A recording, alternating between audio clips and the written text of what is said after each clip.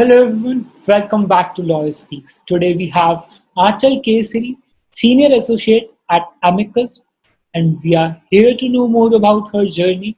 And she has done various good internships, and we are here to learn from her. The first question is, why did you pursue law, and how was your experience studying at Nirma Institute of Law? After 10th, everyone I knew was choosing science as career. In fact, my teachers in school, they also wanted me to choose science. But I don't know, I developed an interest towards legal profession due to, you can say, various opportunities available at that point of time. And I think it's still available. Like you can, you can pursue your career in corporates, or you can uh, join international organizations or government institutions, in-house councils, advisories, litigation. So I developed interest at that point of time. That is the reason. Now, talking about experience in Nirma, I can say that apart from law schools generally, apart from exposing us to various legal subjects, a law school should also teach students to think like a lawyer. Uh, the practice of law also demands analytical and creative mindset.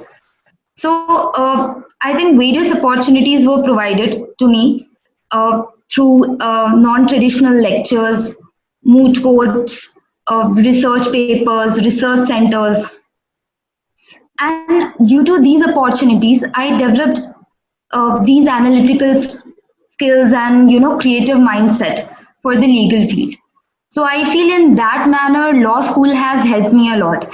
Also, one specific thing which I want to focus about Nirma is they focus a lot on discipline and time management. So they have a lot of rules and regulations. Students generally find it, tormenting. But I feel that that has actually helped me in a long run to develop professionalism and to manage my time in a better manner.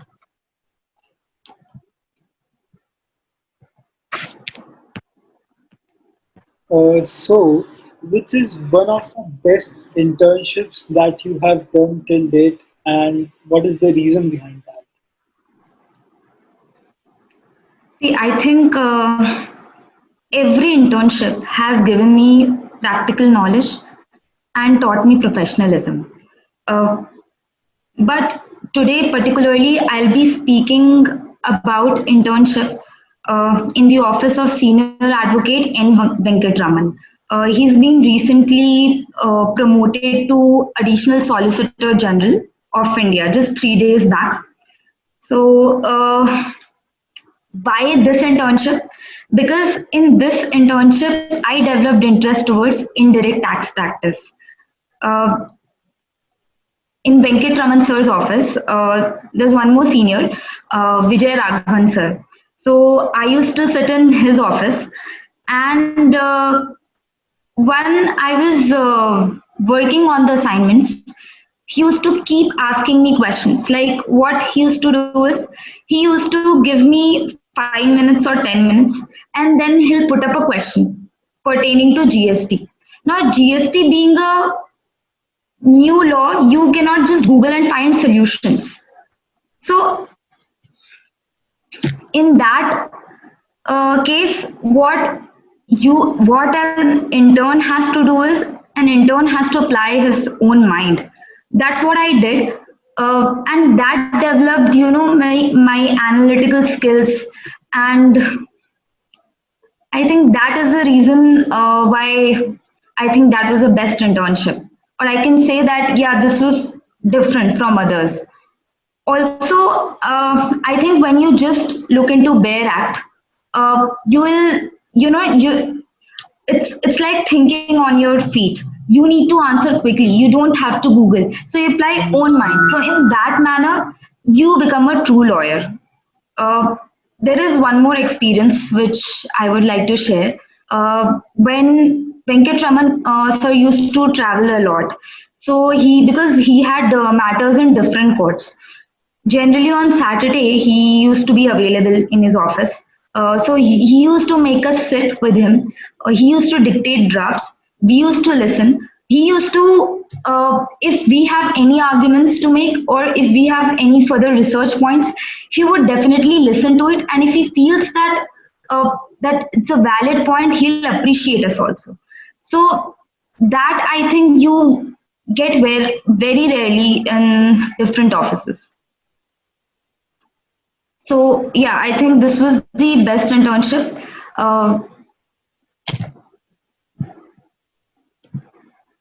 Also, there was I'm sweating. I think.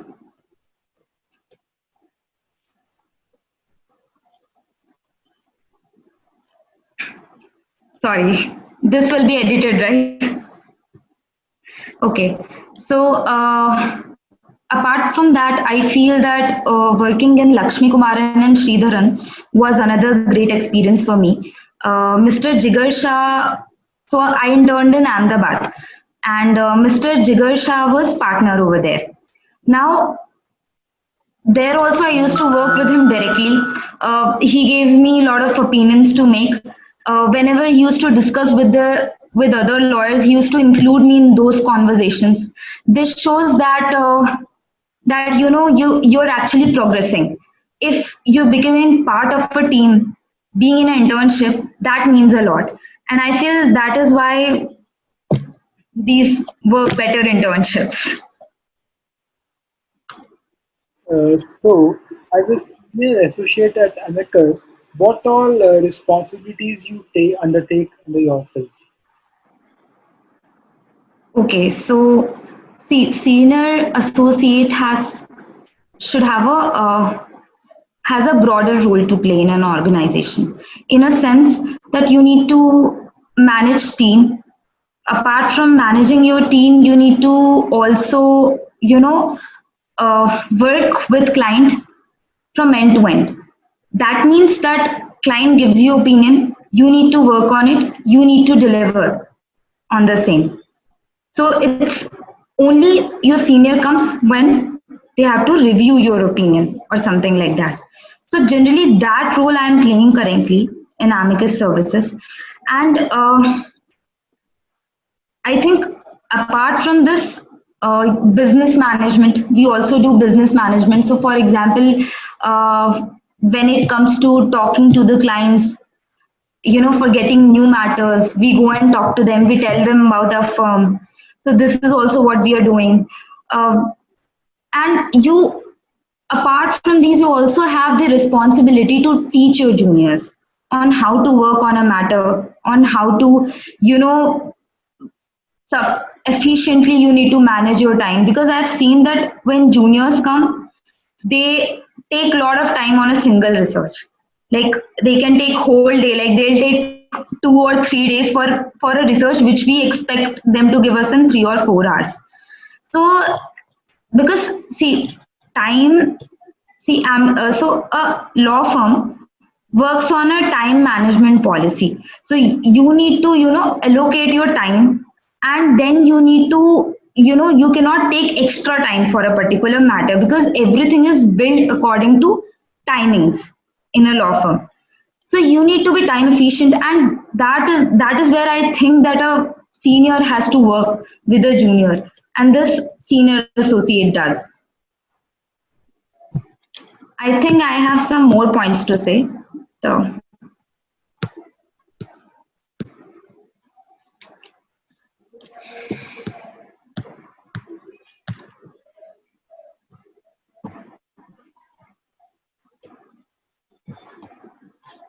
see, apart from delivering end to end, uh, we need to also work on few more aspects. Like we have to be someone who can work independently, like a associate work gets reviewed by us, and then we become responsible for that work. So it's like you need to independently think. Your senior will not tell you. When you go to your senior, you have to be fully confident whatever you're writing, whatever you're drafting. That's one more point. You need to be problem solving. I cannot approach now my senior for any, like I cannot say that I don't understand this, I don't know that.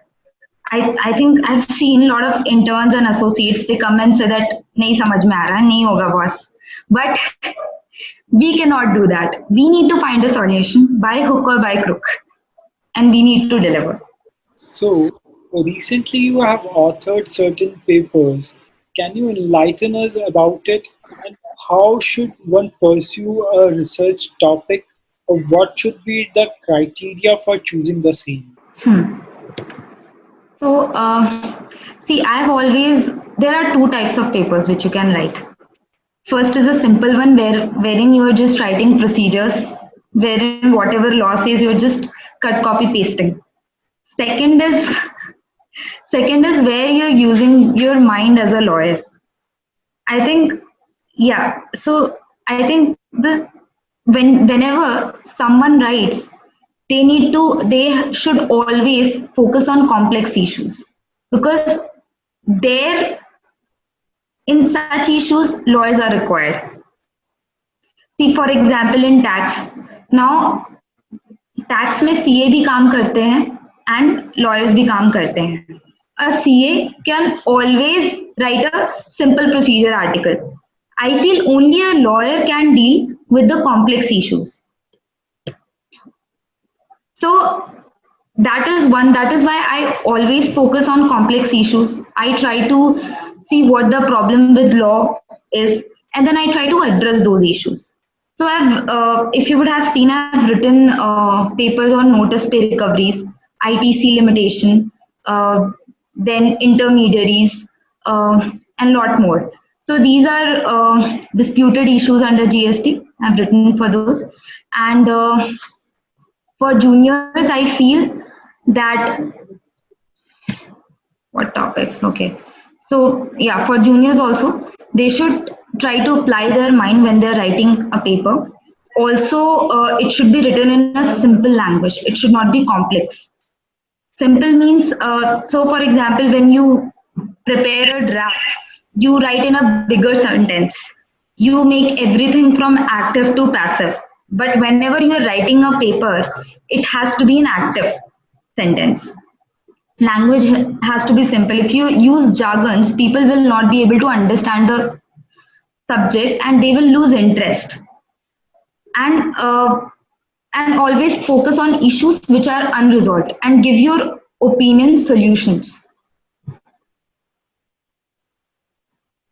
So, according to you, what are the current tax issues that India is facing these days?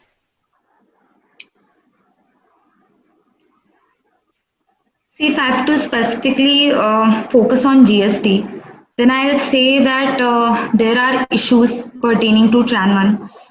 Uh, See, in GST, ITC claim matters a lot for a taxpayer, and if these ITCs are blocked, then taxpayers are going to face issues.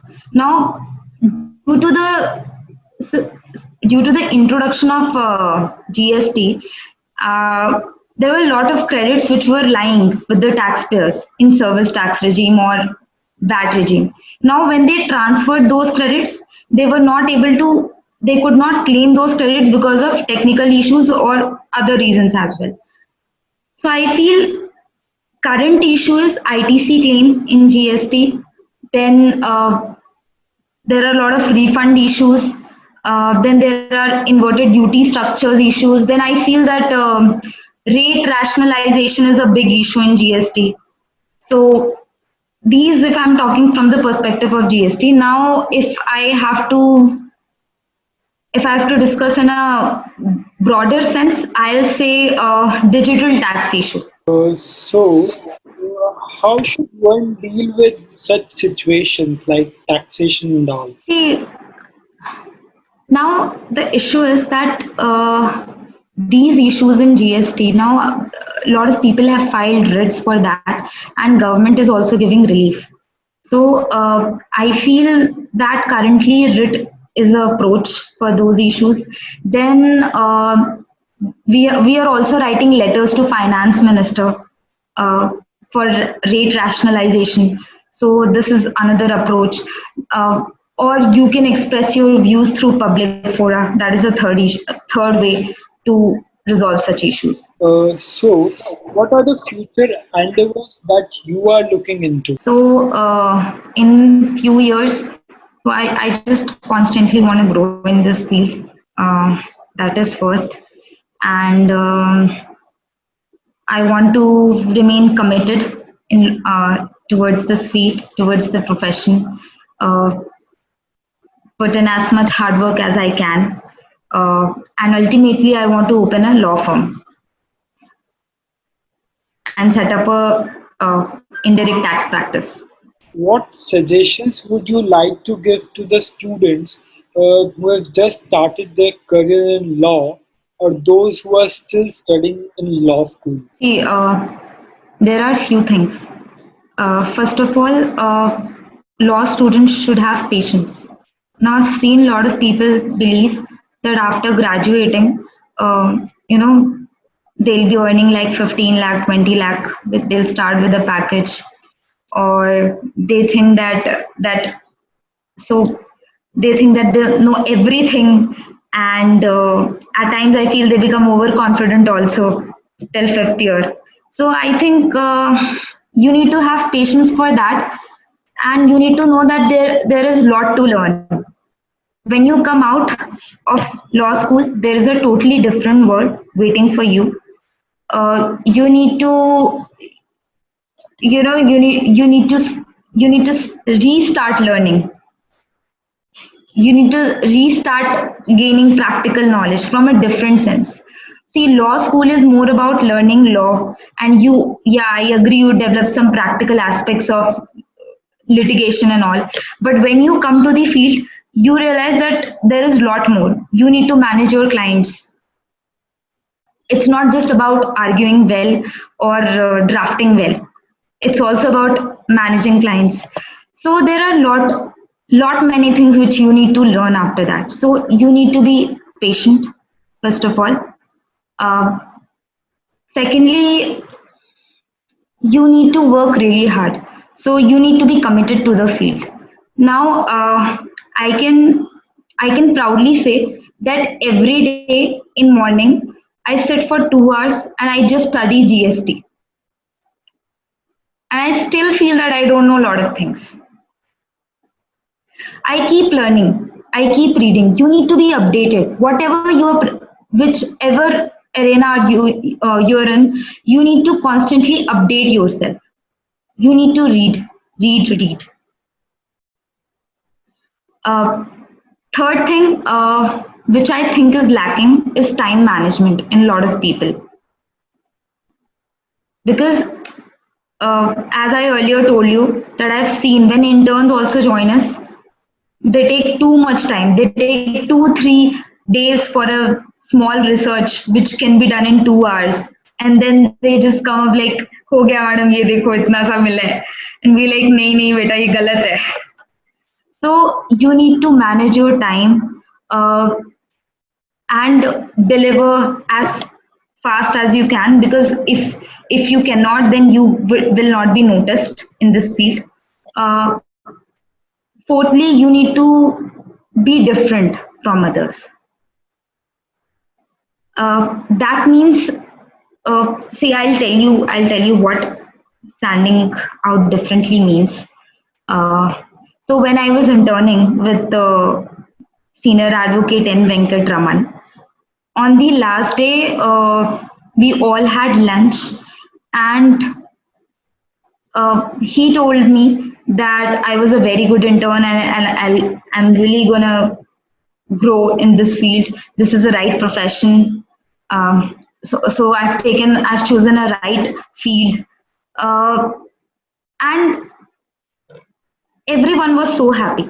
So I realized that, yeah, if seniors are coming and telling me this, if they are organizing lunch for me, then I mean something. I mean something to this profession. When I was working with Mr. Jigar Shah also, I received such appreciation. When I was Mr. Venkat, I was in Nanavati Associates uh, as an intern. I was working as an intern there. So when I joined, so the partner over there had given me a research work. I did that in 2 hours and given him the work. He saw that, he called me in his office. He said, okay, I like your research work, this. He was so happy, he appreciated. And then next day, there were 10 interns. There were 10 interns. Next day, he came out of his cabin. He was searching for me because he wanted to give work only to me. And there were 10 other interns. So, this is what means to be different. You need to make people feel that you're present. You need to make uh, your presence felt to others, and this you can do through sheer hard work. Nothing else will work, and commitment. Thank you so much, ma'am, for having such an amazing interaction with us. And it will definitely gonna benefit a lot of young minds. And we are delighted to have a time with you, and law community is grateful for the same. Thank you so much, ma'am.